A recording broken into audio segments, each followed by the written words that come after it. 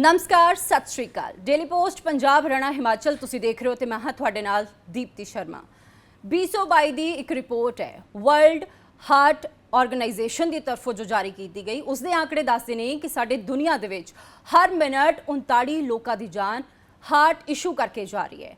हर घंटे मरन वालियां की गिनती 2000 तो ज़्यादा है और हर दिन साडे देश अंदर साडे दुनिया अंदर जिन्होंने लोगों की जान हार्ट इशू करके जा रही है, फिर चाहे वो हार्ट फेलियर है या फिर हार्ट के नाल जुड़िया हुआ कोई भी इशू, तो वो गिनती 54,000 के करीब है। ये स्थिति हुण मौजूदा समय दे विच क्यों बनी है, की कारण ने हार्ट इशू कित्थे असी अपनी सेहत का ख्याल नहीं रख पा रहे, कई सवाल थोड़े जहन दे विच होणगे। सारे सवालों के जवाब भी लांगे और नाल ही असी जाणांगे कि जो वर्ल्ड हार्ट डे सैलीब्रेट किया जा रहा है वो कॉन्सैप्ट आया क्यों, क्यों उसकी जरूरत महसूस हुई, कदों लॉन्च होया। स्टूडियो इस समय मेरे नाल बहुत ही खास मेहमान जुड़े हुए हैं। मैं तुहाडा तारुफ करवा दिंदी हाँ। डॉक्टर दीपक पुरी मेरे नाल इस समय मौजूद ने, चेयरमैन ने cardiovascular thoracic surgery parts health. तो सर बहुत बहुत स्वागत है डेली पोस्ट पंजाब हरियाणा हिमाचल में। थैंक यू जी सर, जिवें मैं एक डेटा दे रही सी कि हर मिनट साडे दुनिया दे विच 39 लोगों की जान हार्ट इशू करके जा रही है। ये जो मौजूदा सर स्थिति है इसनूं तुसीं कितना क गंभीर मानते हो, और उस तो भी अहम सवाल मेरा ये कि असी जो हर साल वर्ल्ड हार्ट डे सैलीब्रेट करते हैं सर, इसनूं असी क्यों सैलीब्रेट कर रहे हैं और एक कॉन्सैप्ट आया कदों, तो इस बार का थीम की रहने वाला है? हाँ जी, जो हार्ट डिज़ीज़ जो है वो सबसे ज़्यादा इम्पॉर्टेंट इसलिए हो रही है क्योंकि वो सबसे बड़ा मौत का कारण बन चुका है अब जी। तो अभी जो लेटेस्ट स्टैटिस्टिक्स कहते हैं कि 20.5 मिलियन डेथ हार्ट डिज़ीज़ की वजह से हर साल होती है पूरी वर्ल्ड में जी। और जो ऑलमोस्ट 1/3 हैं out of the total deaths. जी। तो तीन में से एक व्यक्ति की मृत्यु जो है वो हार्ट डिज़ीज़ से हो रही है। जी। और जो कैंसर है वो भी इतना फ्रीक्वेंटली डेथ नहीं कॉज करता जितना कि हार्ट डिज़ीज़ है, और बहुत सारे कैंसर के पेशेंट भी जो हैं उनकी अल्टीमेटली डेथ हार्ट डिज़ीज़ से हो जाती है क्योंकि इनके जो है ये लाइफस्टाइल डिजीज़ हैं, उनके कॉमन रिस्क फैक्टर हैं। तो जब ये हार्ट डिज़ीज़ जो है पिछले बहुत सारे दशकों से बढ़ रही थी तो इसलिए आज से 25 साल पहले वर्ल्ड हार्ट फेडरेशन ने ये डिसाइड किया कि हमको जो है लोगों में अवेयरनेस करना चाहिए क्योंकि 80% जो हार्ट डिज़ीज़ है वो प्रिवेंटेबल है, लेकिन लोगों में अवेयरनेस नहीं है इसलिए वो प्रिवेंशन की तरफ ध्यान नहीं देते। वो हॉस्पिटल में तभी जाते हैं जब एक्चुअल में ज़्यादा गंभीर सिचुएशन हो जाती है, जब हार्ट अटैक आ जाता है या हार्ट फेलियर में चले जाते हैं। तो अभी जो लोगों में अवेयरनेस दिलाने के लिए ही वर्ल्ड हार्ट डे सेलिब्रेट किया जाता है हर साल, और उसमें जो इस साल की थीम है वो ये है कि डोंट मिस अ बीट। जी। तो जो हार्ट की हर बीट है वो इम्पॉर्टेंट है जी। और जो हार्ट हमारा है ये हमको सिग्नल देता है कि कुछ भी इवेंट होने से पहले। अब हम रोज़ देखते हैं कि अचानक किसी यंगस्टर की मृत्यु हो गई जो कि बहुत फिट भी थे, जिम में भी जाते थे, लेकिन फिर भी अचानक मृत्यु हो गई। लेकिन उसके पीछे अगर हम देखें तो कोई ना कोई कारण होता है ज़रूर, और हमारे जो रिस्क फैक्टर होते हैं हम उनकी तरफ ध्यान नहीं देते, और जो भगवान ने कुछ ऐसा कुदरत ने बनाया हुआ है कि हाँ कुछ ना कुछ सिग्नल ज़रूर मिलता है, तो हम उस चीज़ को मिस कर जाते हैं। बहुत सारे लोग उस चीज़ को मिस करते हैं। कोई सोचता है कि ये जो है इनडाइजेशन हो रही है, कोई ये सोचता है कि मुझे सर्वाइकल की प्रॉब्लम हो रही है, और फीमेल्स में स्पेशली जो होते हैं टिपिकल सिम्टम नहीं होते तो उनमें कई बार वीकनेस ही होती है या हेडेक होती है या फिर इसमें जबड़े में पेन होती है, लेकिन वो उस चीज़ को हार्ट से कोरिलेट नहीं कर पाते, इसीलिए वो चीज़ मिस हो जाती है। तो हमारा ये पर्पज़ हर साल रहता है कि हम लोगों तक ये बात पहुंचाएं कि कैसे हम अपने रिस्क फैक्टर्स को जान सकते हैं और कैसे हम अपने जो इंडिकेशंस हैं, जो सिम्टम्स हैं, उनको कैसे पहचान सकते हैं ताकि हम अपनी हार्ट डिज़ीज़ को ना केवल प्रिवेंशन कर सकें पर अगर वो ऑनसेट होने वाला है तो हम उसको रोक भी सकें, और कॉम्प्लिकेशन होने से पहले, हार्ट अटैक होने से पहले या हार्ट फेलियर होने से पहले हम उसको प्रिवेंट कर सकें। ਜੀ ਅੱਛਾ ਡਾਕਟਰ ਪੁਰੀ, ਕਿਉਂਕਿ ਤੁਹਾਡੇ ਕੋਲ ਲੰਮਾ ਤਜਰਬਾ ਹੈ ਸਰ, ਮੈਂ ਚਾਹਾਂਗੀ ਕਿ ਤੁਸੀਂ ਸਾਡੇ ਦਰਸ਼ਕਾਂ ਨੂੰ ਥੋੜਾ ਆਪਣੇ ਬਾਰੇ ਵੀ ਦੱਸਣਾ ਵਿਸਥਾਰ ਦੇ ਨਾਲ। ਔਰ ਸਰ ਮੈਂ ਇਹ ਵੀ ਜਾਨਣਾ ਚਾਹਾਂਗੀ ਕਿਉਂਕਿ ਸਾਡੇ ਇੰਡੀਆ ਦੇ ਵਿੱਚ ਹਾਰਟ ਫੇਲੀਅਰ ਦੇ ਜੋ ਕੇਸਿਸ ਨੇ, ਅਗਰ ਮੈਂ ਸਾਲ 2018 ਤੋਂ ਸਾਲ 2022 ਤੱਕ ਦੀ ਗੱਲ ਕਰਾਂ ਸਰ, ਤਾਂ 26% ਇਨਕਰੀਜ਼ ਕੇਸਿਸ ਹੋਏ ਨੇ ਹਾਰਟ ਫੇਲੀਅਰ ਦੇ, ਔਰ ਉਹਦੇ ਵਿੱਚ ਯੂਥ ਦੇ ਵਿੱਚ ਸਰ ਕੇਸਿਸ ਜ਼ਿਆਦਾ ਨੇ। ਕੀ ਕਾਰਨ ਇਸ ਦਾ ਮੰਨਦੇ ਹੋ? ਔਰ ਇੱਕ ਜ਼ਰੂਰੀ ਸਵਾਲ ਸਰ ਇਹ ਵੀ ਕਿ ਕੀ ਬਾਡੀ ਸਾਡੀ ਸਿੰਪਟਮ ਦਿੰਦੀ ਹੈ ਜਿੱਥੋਂ ਅਸੀਂ मतलब अलर्ट हो जाइए कि सानू डॉक्टर तो जान की लोड़ है, शायद सानू हार्ट इशू हो सकता है? हाँ जी, सबसे पहले तो मैं अपने बारे में बताना चाहूँगा कि मैंने IGMC शिमला से MBBS किया, उसके बाद मैंने MS और MCH PGI चंडीगढ़ से किया था। वहाँ पे मैं असिस्टेंट प्रोफेसर भी काम किया और उसके बाद मैंने फिर फोर्टिस ज्वाइन कर लिया था जी। तो फोर्टिस में मैं वहाँ पे एडिशनल डायरेक्टर था कार्डियक सर्जरी का। उसके बाद मैंने मैक्स हॉस्पिटल ज्वाइन किया था, वहाँ पे मैं सीनियर डायरेक्टर था। उसके बाद अभी मैंने recently as chairman cardiovascular thoracic surgery Paras health में ज्वाइन किया है जी। जिनके कि 8 हॉस्पिटल्स हैं 5 स्टेट्स में इंडिया में जी। तो बीच में मैंने US में भी कुछ एक्सपीरियंस गेन किया यूनिवर्सिटी ऑफ मैरीलैंड में, जहाँ पे रोबोटिक सर्जरी होती थी डेली फ्रीक्वेंटली। और मैंने स्वीडिश हॉस्पिटल सिएटल में काम किया मिनिमल इन्वेसिव सर्जरी में। और मैंने उसके बाद इसमें जर्मनी में लिप्जिग हार्ट सेंटर है जो कि वहाँ का बहुत बड़ा सेंटर है, जिसमें डेली 30 सर्जरी से ज़्यादा होती थी, वहाँ पे भी मैंने काम किया। और उसके बाद मैंने जो हम वीडियो असिस्टेड थोरेसिक सर्जरीज करते हैं वहाँ पे शंघाई में पल्मनरी हॉस्पिटल है जी। तो वहाँ पे डेली 150 सर्जरीज रोज़ होती हैं। वो वर्ल्ड का सबसे बड़ा हॉस्पिटल है थोरेसिक सर्जरी का, जिन मैक्सिमम नंबर ऑफ सर्जरीज वहाँ पे होती हैं। उसके बाद मैंने अभी रिसेंटली पिट्सबर्ग में था, जहाँ पे USA में वो पिट्सबर्ग में हार्ट और लंग ट्रांसप्लांट काफ़ी फ्रीक्वेंटली होते हैं वहाँ पे, और रोबोटिक कार्डियक सर्जरी भी होती है। तो इन सारी जगह पे मैंने जो भी एक्सपीरियंस गेन किया उसमें मैं एक चीज़ एम्फसाइज करना चाहूँगा कि हम लोग जो है टेक्नोलॉजी पे ज़्यादा फोकस करते हैं लेकिन हम प्रिवेंशन को इग्नोर करते हैं जी। लेकिन मैं सबको दर्शकों को भी बताना चाहूँगा कि जो प्रिवेंशन है वो बहुत इम्पॉर्टेंट है, क्योंकि 80% जो हार्ट अटैक डेथ्स हैं वो प्रिवेंटेबल हैं, और जो हमारे हार्ट फेलियर हो रहा है लोगों को वो भी प्रिवेंटेबल है।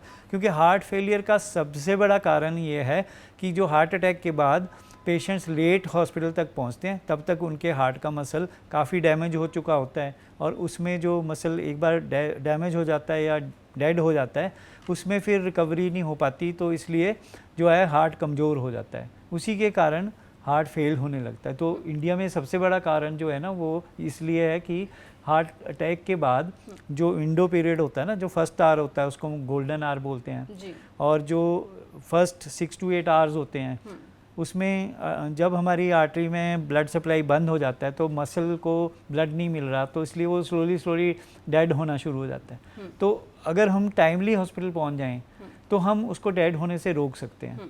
तो इसलिए कहते हैं ना कि एकदम एम्बुलेंस बुला के, और अगर कोई भी आपको ऐसा डाउट है, अगर आपको कोई सिम्टम है कि नाभि से ऊपर आपको कहीं पे भी डिस्कम्फर्ट हो रहा है और अगर वो आपको 5-10 मिनट रिलीव नहीं हो रहा, तो आप पहला जो है सस्पिशन रखो कि ये हार्ट अटैक हो सकता है।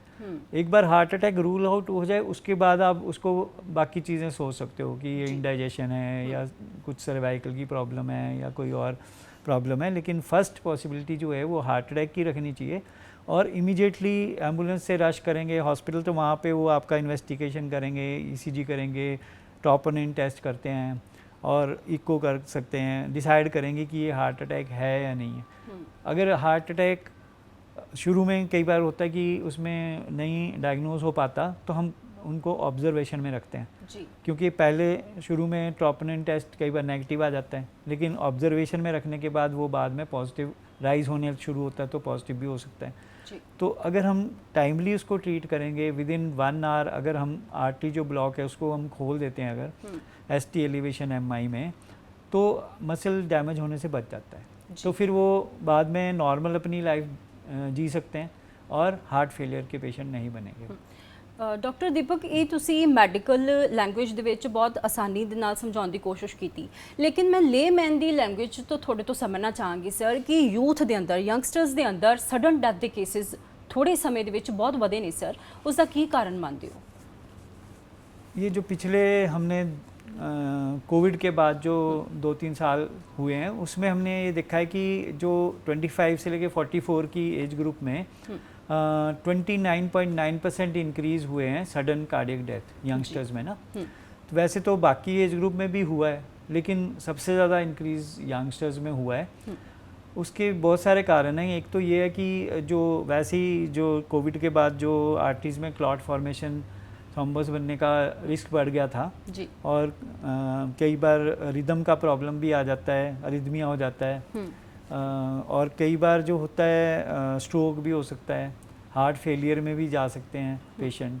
वो तो कुछ तो वायरल इन्फेक्शन की वजह से है और कुछ क्लॉट फॉर्मेशन की वजह से है जी। लेकिन यंगस्टर्स में सडन डेथ इसलिए ज़्यादा होती है क्योंकि जो यंगस्टर्स होते हैं उनके कोलेट्रल सर्कुलेशन नहीं बना होता। कोलेट्रल सर्कुलेशन का मतलब है कि जैसे हमारी बड़ी मेन हाईवे होते हैं लेकिन बीच में हमारी छोटी गलियां होती हैं, तो जब हाईवे में ट्रैफिक जैम होता है तो छोटी गलियों में से गाड़ियां निकल जाती हैं।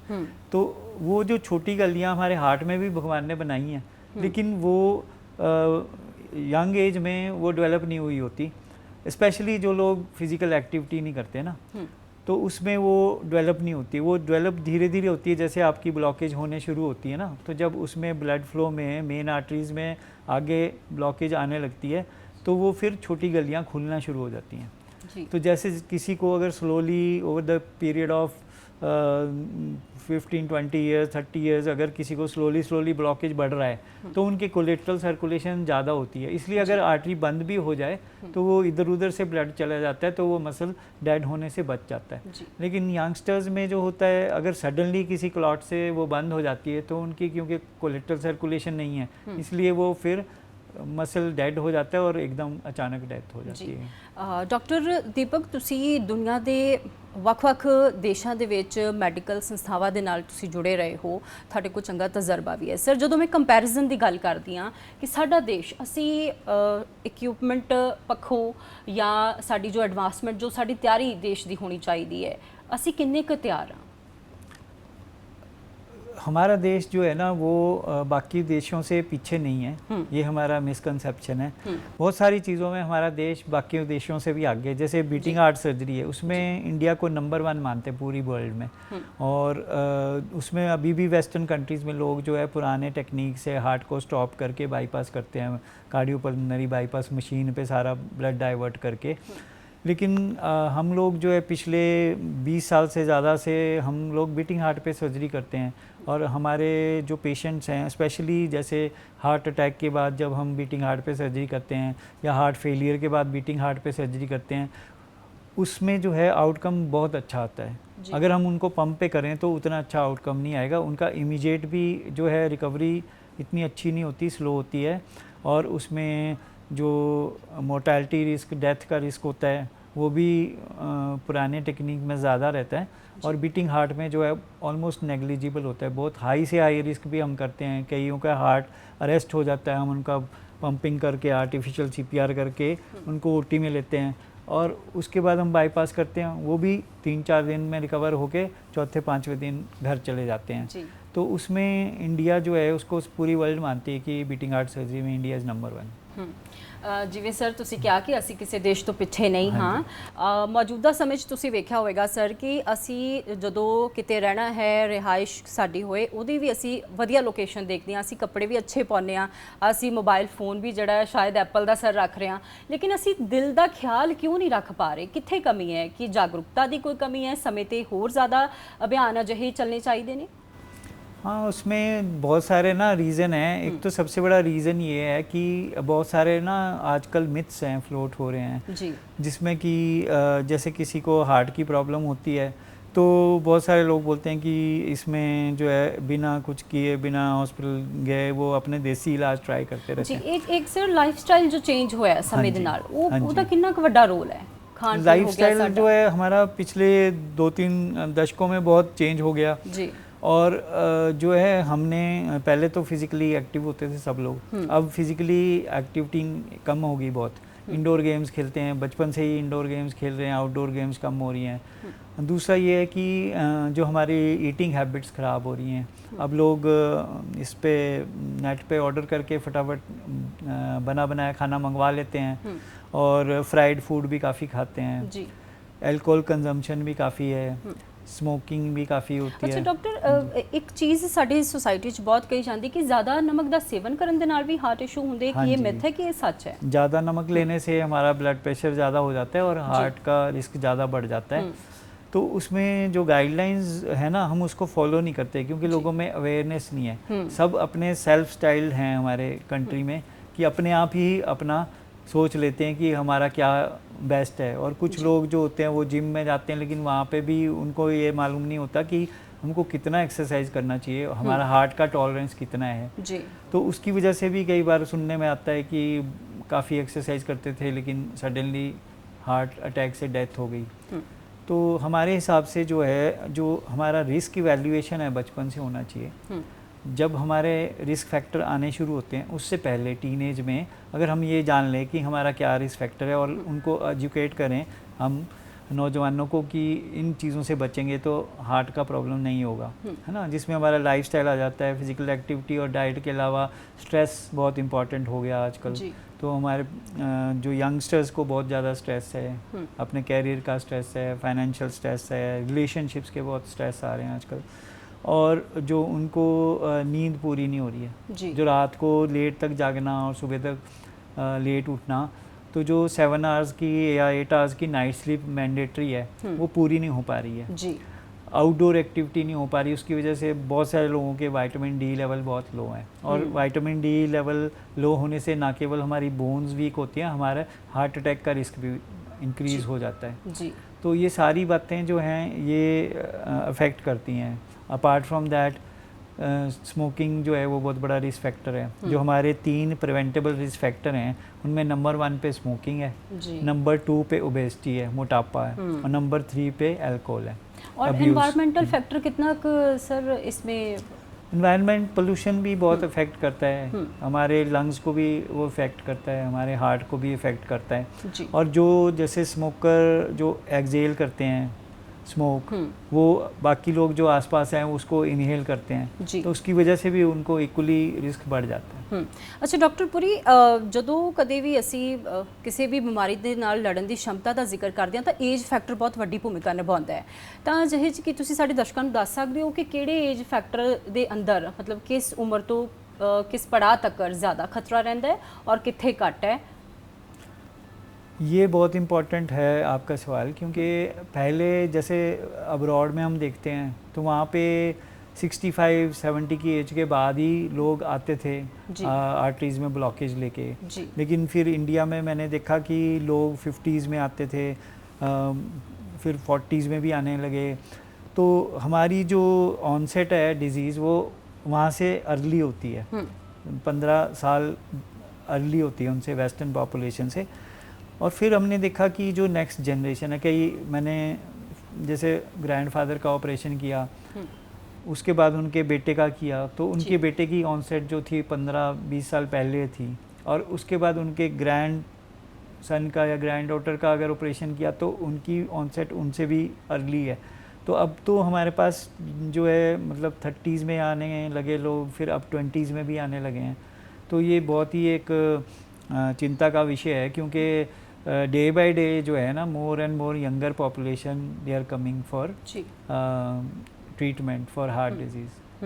किसी भी रीज़न करके डॉक्टर पुरी अगर किसी ਨੂੰ ਹਾਰਟ ਇਸ਼ੂ ਹੋ ਗਿਆ, ਕੋਈ ਵੀ ਪ੍ਰੋਬਲਮ, ਕੋਈ ਵੀ ਡਿਜ਼ੀਜ਼ ਦਿਲ ਦੇ ਨਾਲ ਜੁੜੀ ਹੋਈ ਹੋ ਗਈ ਹੈ, ਤਾਂ ਉਹ ਬੈਸਟ ਜਗ੍ਹਾ ਕਿੱਥੇ ਹੈ ਕਿ ਉਹ ਜਾਣ ਆਪਣੇ ਪਰਿਵਾਰਕ ਮੈਂਬਰਾਂ ਨੂੰ ਲੈ ਕੇ, ਜਿੱਥੇ ਉਹਨਾਂ ਨੂੰ ਸਾਡੇ ਦੇਸ਼ ਦਾ ਕਹਿ ਲਓ ਜਾਂ ਪੰਜਾਬ ਦਾ ਬੈਸਟ ਟ੍ਰੀਟਮੈਂਟ ਉਹਨਾਂ ਨੂੰ ਮਿਲ ਸਕੇ?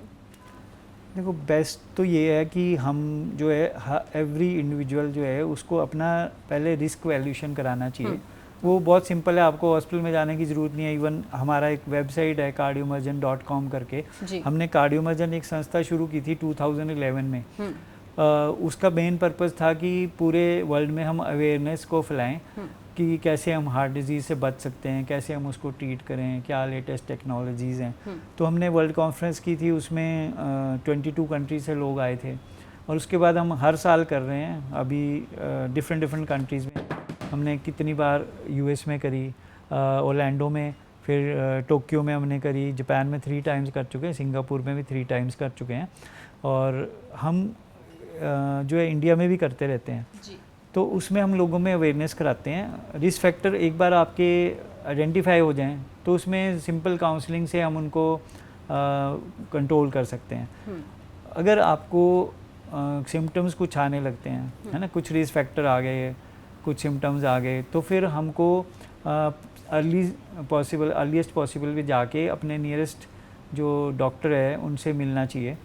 और उसमें शुरू में तो सिंपल लाइफस्टाइल मॉडिफिकेशन से या फिर अनकन्वेंशनल मेथड्स जैसे योगा कर लिया, कुछ म्यूज़िक थेरेपी हो गई, जुम्बा हो गया, और कुछ अपनी हेल्दी हॉबीज़ कर ली अडॉप्ट, जिससे कि आपका ये कंट्रोल हो सकता है। जी डॉक्टर, पूरे 24 ਘੰਟੇ ਸਾਡੇ ਕੋਲ ਹੁੰਦੇ ਨੇ ਪੂਰੇ ਦਿਨ ਦੇ ਵਿੱਚ, ਕਿੰਨਾ ਸਮਾਂ ਸਾਨੂੰ ਘੱਟੋ ਘੱਟ ਆਪਣੀ ਸਿਹਤ ਵਾਸਤੇ, ਚਾਹੇ ਉਹ ਐਕਸਰਸਾਈਜ਼ ਹੈ, ਯੋਗਾ ਹੈ, ਜਿਮ ਹੈ, ਕਿੰਨਾ ਸਮਾਂ ਡਾਕਟਰ ਤੁਸੀਂ ਸੁਜੈਸਟ ਕਰੋਗੇ ਸਾਡੇ ਵਿਊਅਰਸ ਨੂੰ ਕਿ ਕਰਨਾ ਹੀ ਚਾਹੀਦਾ, ਆਪਣੇ ਲਈ ਦੇਣਾ ਹੀ ਚਾਹੀਦਾ है? I think minimum half an hour तो करना ही चाहिए जी, अपने लिए, जिसमें आप पूरी दुनिया का कुछ नहीं सोचना है, कुछ फैमिली के बारे में नहीं सोचना, पढ़ाई के, अपने जॉब के बारे में, सिर्फ अपनी हॉबी या अपने पैशन को फॉलो करो। जी एक होर चीज़ डॉक्टर दीपक पुरी तुसी नोट की होएगी कि अमूमन घरां दे अंदर असी सारे जाने मोबाइल फोन तक सीमित रह गए हैं, चाहे वो वड्डे ने चाहे वो छोटे ने, असी अपने आप नूं एक्सप्रैस करना भी छड्ड दिता है।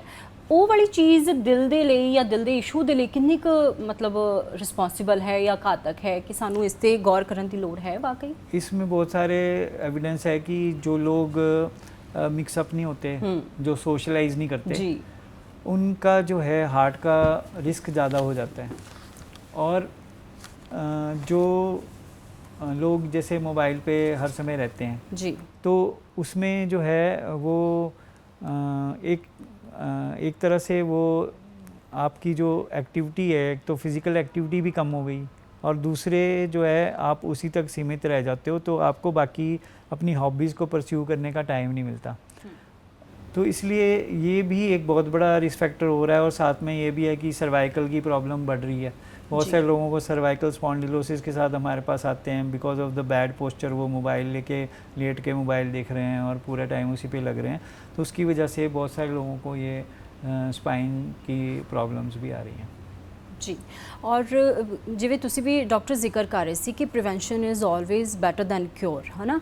और असी घर दे विच भी देखते हैं कि पहला आप ट्रीटमेंट शुरू करते हैं और बहुत देरी दे नाल डॉक्टर तक पहुँचा जाता है, या फिर कई बार सजेशन असी अफोर्ड भी कई बार डॉक्टर नहीं कर पाते। बदलते हुए समय दे विच या तेज़ गति दे नाल जो साडी जिंदगी अगे चल रही है, एडवांसमेंट के पक्षों भी जो ट्रीटमेंट है सर, एक थोड़ा जा ये भी दसना कि किहड़ियां बीमारियां वो किन्नियां क उहदा इलाज जिहड़ा एक्सपेंसिव है, या फिर जो मिडल क्लास लोग ने उन्हां दी पहुँच दे विच वो चीज़ अवेलेबल है साडे कोल? हाँ, हार्ट की अब तो लेटेस्ट जो टेक्नोलॉजी है वो हमारे पास बहुत ही रीज़नेबल रेट में, आप कंपेयर करो अदर कंट्रीज से, तो हमारी कंट्री में सबसे सस्ता होता है इलाज। बट जब हम कॉस्ट कटिंग की बात करते हैं तो we should not cut the quality of treatment. अब आज की डेट में हर बंदे के पास मोबाइल है, हर इंसान के पास रहने को घर है, किसी के पास स्कूटर होगा, किसी के पास कार होगी, कोई फ्लैट भी खरीद रहे हैं तो वो भी करोड़ों में मिलता है सिटीज़ में जी। अगर आप कंपेयर करो हार्ट के ट्रीटमेंट का, तो उसके कंपैरिजन में तो बहुत ही नेग्लिजिबल कॉस्ट है जो अभी यहाँ पे इंडिया में है। बाकी कंट्रीज से वो कई गुना बहुत कम है जी। लेकिन हमारा जो मेन प्रॉब्लम है वो माइंड सेट में है, क्योंकि हमारा माइंड सेट ऐसा है कि we don't want to spend on health जी। हम बहुत सारे लोग हैं वो जिम में जाके 10-10 हज़ार रुपया जिम की फ़ीस दे रहे हैं, जहाँ पे कि उनका फिटनेस के नाम पे वो मसल बना रहे हैं, प्रोटीन पाउडर खा रहे हैं और बहुत सारी ऐसी दवाइयाँ खा रहे हैं जो बैन हैं मेडिकल प्रोफेशनल्स के लिए। और वो एक डॉक्टर को कंसल्ट करने के लिए वो सोचते हैं कि कोई ज़रूरत नहीं है जी। तो ये एक बहुत ही ख़राब ट्रेंड है, क्योंकि जो एक क्वालिफाइड डॉक्टर होगा वो आपको सही एडवाइस देगा। तो प्रिवेंशन के लिए भी हमको उनकी एडवाइस लेनी चाहिए, अपना हार्ट का हमारे को टॉलरेंस चेक करवाना चाहिए कि कितना एक्सरसाइज हमारे लिए सूटेबल है। जी उसके बियॉन्ड अगर जाएंगे, क्योंकि एक्सरसाइज का भी एक जो है ना यू शेप्ड कर्व होता है जी कि जो बिल्कुल भी एक्सरसाइज नहीं करते उनका रिस्क सबसे ज़्यादा हाई होता है। उसके बाद जब आप करने शुरू करते हो तो आपका रिस्क कम होता जाता है, होता जाता है, होता जाता है, होता जाता है, फिर एक लेवल आता है जबकि आपका रिस्क मिनिमम हो जाता है। जी लेकिन आप उसके बियॉन्ड भी अगर आप एक्सरसाइज करते रहेंगे फिर आपका फिर से रिस्क बढ़ना शुरू हो जाता है और फिर वो उस लेवल पे भी पहुंच सकता है जितना कि कुछ भी नहीं करते थे एक्सरसाइज, उससे भी ज़्यादा हो सकता है। तो वो हमको बॉटम के लेवल को आइडेंटिफाई करना है कि मेरे हार्ट के लिए वो बॉटम वाला लेवल कौन सा है। जी अगर हम नहीं आइडेंटिफाई करेंगे फिर किस दिन प्रॉब्लम में फंस सकते हैं। ਜਾਂਦੇ ਜਾਂਦੇ ਡਾਕਟਰ ਦੀਪਕ, ਮੈਂ ਇੱਕ ਛੋਟਾ ਜਿਹਾ ਸੁਨੇਹਾ ਤੁਹਾਡੇ ਤੋਂ ਚਾਹਾਂਗੀ ਕਿ ਕਿਉਂਕਿ 29 ਸੈਪਟੰਬਰ ਨੂੰ ਅਸੀਂ ਵਰਲਡ ਹਾਰਟ ਡੇ ਵੀ ਸੈਲੀਬ੍ਰੇਟ ਕਰਨ ਜਾ ਰਹੇ ਹਾਂ, ਤਾਂ ਇੱਕ ਛੋਟਾ ਜਿਹਾ ਸੁਨੇਹਾ ਸਾਡੇ ਦਰਸ਼ਕਾਂ ਦੇ ਲਈ। मैं सबके लिए ये एक संदेश देना चाहता हूँ कि जो है भगवान ने हमारे को सिर्फ एक हार्ट दिया हुआ है, तो हमको उसकी पूरी केयर करनी चाहिए। क्योंकि एक यंग एज में अगर किसी को हार्ट अटैक हो जाता है तो फिर हमारी पूरी लाइफ चेंज हो जाती है। और अगर हार्ट अटैक हो रहा है और अगर हम लेट हॉस्पिटल आ रहे हैं, हम अपने देसी नुस्खे आजमा रहे हैं, तो हमारा हार्ट डैमेज हो रहा है, हम हार्ट फेलियर के पेशेंट बन रहे हैं, उससे हमारी जो क्वालिटी ऑफ लाइफ भी ख़राब हो जाती है और हमारा टोटल हेल्थ स्पैन और लाइफ स्पैन भी कम हो जाता है। तो इसलिए हमारे को अपने हार्ट की पूरी केयर करनी चाहिए। ਦਿਲ ਦਾ ਖਿਆਲ ਕਿਵੇਂ ਰੱਖਿਆ ਜਾਏ? दिल का ख्याल रखने के लिए ना सबसे इम्पॉर्टेंट है कि एक तो आपकी डाइट हेल्दी होनी चाहिए। दिन में कम से कम 5 to 6 टाइम आपने फ्रूट्स एंड वेजिटेबल ज़रूर खाने हैं, जो कि बहुत सारे लोग नहीं खाते हैं। और हमको अपना ऑयल की मात्रा कम करनी है। 10 ml से ज़्यादा डेली कंजम्पशन नहीं होना चाहिए पर पर्सन। और मैंने देखा है कि इंडियंस जो है ना उससे 3 से 4 गुना ज़्यादा कंज्यूम करते हैं। और तीसरी बात है कि हमारा शुगर कंजम्पशन 5 ग्राम से ज़्यादा नहीं होना चाहिए। हमारा सॉल्ट कंजम्पशन जो है 5 ग्राम से कम होना चाहिए। और हमारे को थोड़ा बहुत सनलाइट लेना चाहिए ताकि हमारा विटामिन डी बढ़े। और हमको नॉन वेज फूड बहुत ज़्यादा नहीं खाना चाहिए, फ्राइड फूड ज़्यादा नहीं खाना चाहिए, कोल्ड ड्रिंक्स नहीं पीनी चाहिए। इन सब चीज़ों से हमारी हेल्थ ख़राब होती है। एट द सेम टाइम हमको जितना हम कैलोरीज कंज्यूम कर रहे हैं उतना हमको बर्न भी करना है। तो फिज़िकल एक्टिविटी बहुत ज़रूरी है। एटलीस्ट हाफ एन आवर का नॉर्मल पर्सन के लिए डेली वॉक ज़रूरी है और कार्डियक पेशेंट के लिए 40 मिनट्स का डेली वॉक ज़रूरी है। 7 to 8 आवर्स की नाइट स्लीप ज़रूरी है। और इसके अलावा स्ट्रेस से बचना बहुत ज़रूरी है। अपने लिए कोई भी आप हॉबी कल्टीवेट कीजिए, एटलीस्ट हाफ एन आवर अपने हॉबी के लिए लगाइए। और अपने परिवार के साथ और अपने वर्क प्लेस पे अपने फ्रेंड्स के साथ क्वालिटी टाइम स्पेंड कीजिए, क्योंकि रिलेशनशिप्स अगर हमारे हेल्दी होंगे तो हार्ट अटैक का रिस्क कम हो जाएगा। ਜੀ ਡਾਕਟਰ ਦੀਪਕ ਪੁਰੀ, ਬਹੁਤ-ਬਹੁਤ ਸ਼ੁਕਰੀਆ ਤੁਹਾਡਾ। ਤੁਸੀਂ ਇੰਨਾ ਕੀਮਤੀ ਸਮਾਂ ਵੀ ਦਿੱਤਾ ਔਰ ਇੰਨੀ ਵੈਲਿਊਏਬਲ ਇਨਫੋਰਮੇਸ਼ਨ ਵੀ ਸਾਡੇ ਦਰਸ਼ਕਾਂ ਨੂੰ ਦਿੱਤੀ। ਬਹੁਤ ਸ਼ੁਕਰੀਆ ਡਾਕਟਰ ਤੁਹਾਡਾ। ਤਾਂ ਮੈਂ ਉਮੀਦ ਕਰਦੀ ਹਾਂ ਕਿ ਤੁਸੀਂ ਇਹ ਪੂਰੇ ਦਾ ਪੂਰਾ ਸੈਸ਼ਨ ਬਹੁਤ ਗੌਰ ਦੇ ਨਾਲ ਸੁਣਿਆ ਹੋਵੇਗਾ, ਕਿਉਂਕਿ ਅਗਰ ਜ਼ਿੰਦਗੀ ਜਿਉਣੀ ਹੈ ਤਾਂ ਦਿਲ ਦਾ ਤੰਦਰੁਸਤ ਹੋਣਾ ਬਹੁਤ ਜ਼ਰੂਰੀ ਹੈ। ਔਰ ਅਗਰ ਤੁਸੀਂ ਦਿਲ ਨੂੰ ਤੰਦਰੁਸਤ ਰੱਖਣਾ ਹੈ ਤਾਂ ਜਿਵੇਂ ਡਾਕਟਰ ਸਾਡੇ ਨਾਲ ਜੁੜੇ ਸੀ ਦੀਪਕ ਪੁਰੀ, ਉਹਨਾਂ ਨੇ ਜੋ ਵੀ ਸਾਨੂੰ ਟਿਪਸ ਦਿੱਤੇ ਨੇ, ਅਸੀਂ ਆਪਣੀ ਉਸ ਜ਼ਿੰਦਗੀ ਦੇ ਵਿੱਚ ਉਸ ਨੂੰ ਢਾਲਣ ਦੀ ਕੋਸ਼ਿਸ਼ ਕਰਨੀ ਹੈ ਤਾਂ ਜੋ ਅਸੀਂ ਅੱਛੀ ਜ਼ਿੰਦਗੀ ਜੀ ਸਕੀਏ। ਇਸ ਦੇ ਨਾਲ ਹੀ ਹੁਣ ਮੈਨੂੰ ਦੀਪਤੀ ਸ਼ਰਮਾ ਨੂੰ ਦਿਓ ਇਜਾਜ਼ਤ। ਧੰਨਵਾਦ।